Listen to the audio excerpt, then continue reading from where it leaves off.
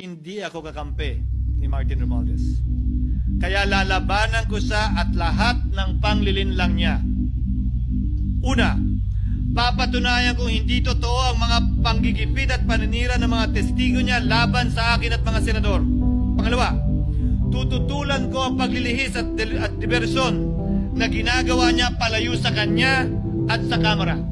Pangatlo, hindi ko papayagang sirain ang mga senador pag away-awayin tayo at sirain ang institusyon ng Senado.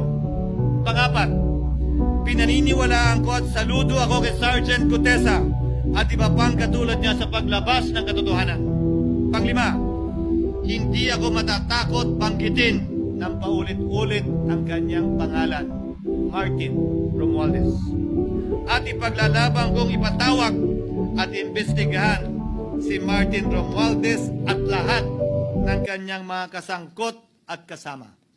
Ginoong Pangulo, mga minamahal kong kababayan, kung nais niyong lumitaw ang katotohanan, kung nais niyong panagutin ang tunay na salarin, kung nais po niyong makulong ang tunay na may kasalanan, huwag ninyong kampihan si Martin Romualdez.